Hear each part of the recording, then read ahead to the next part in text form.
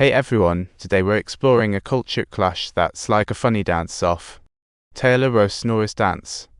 Subtitles: Nora's dance routine completely lacks the relaxed and carefree vibes typical of street dance.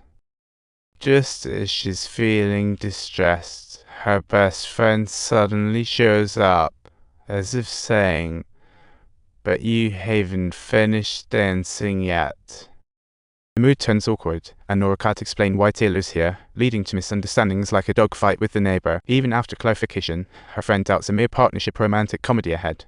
She keeps pestering Nora for answers, and Nora honestly says that while Taylor's not annoying, he's also not the charming type. Her friend thinks this answer is too dismissive, suspecting Nora has a crush on Taylor, while Nora just smiles and doesn't argue back. After cooling down, Taylor and Nora's practice finally hits its groove, and they start fighting over styles like two actors in an improv show. They learn to appreciate each other's styles and, more importantly, tolerate them Taylor dances with grace, while Nora's all about that fierce attitude. Sometimes, Nora cracks up at Taylor's goofy moves, and even though he's not a fan, he doesn't want to be a buzzkill either.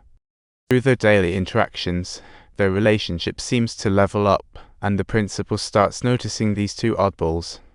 Taylor's dance skills improve daily, and she even feels like a new person after a long day. She just crashes like a little lazy pig. Her sister watches Taylor wake up, quietly crunching on peanuts like Donald Duck is giving a speech.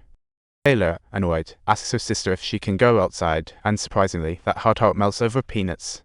She plans to borrow a car for some quick cash, and Mike is to tag along, got to admire that big brother courage. Mike reluctantly hands her a crowbar. Curious to see how strong his brother really is, turns out it's just breaking into that black car. Taylor warns Mike that the car has an alarm, but she's not going to tell Skinny. As soon as the key goes in, the alarm blares like a siren, and both Taylor and Mike burst into laughter, teamwork at its finest.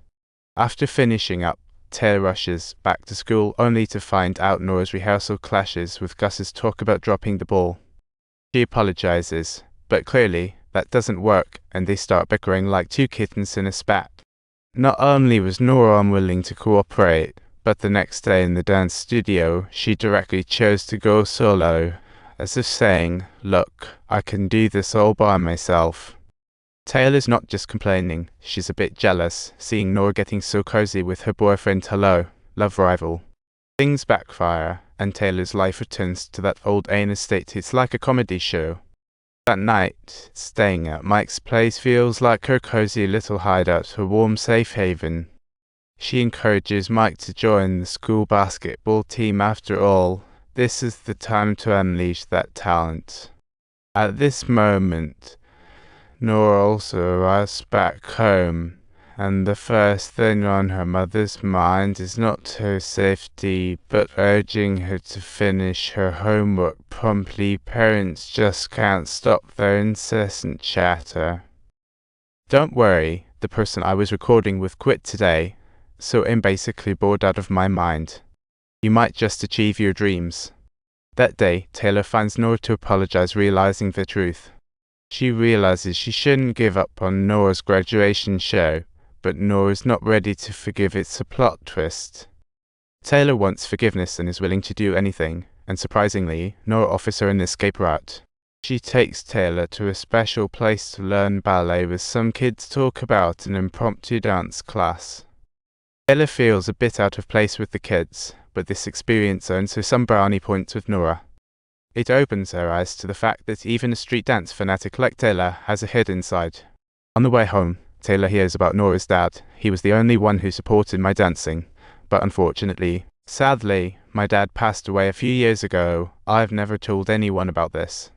On the weekend, Mike invites Taylor to a street dance competition, but she uses 200 hours of community service as an excuse to back out. She dives headfirst into practice with Nora, all to keep the competitors from getting too smug, right? Dance shouldn't be limited to traditional steps. Innovation is the king. Nora totally believes Taylor is a qualified dancer. She takes her to an abandoned dock. As a kid, he often came here with his dad, and the more he visits, the more the seed of a dream grows. Now, he hopes to perform here for his dad, even though that seems impossible. As Nora dances with Taylor, every spin and step feels like they're weaving a melody together, like two stars drawing closer. The vibe gets too awkward, and they quickly distance themselves, like a strong wind just blew through. Nora has to admit that the door in her heart has swung wide open for Taylor. Love is just around the corner.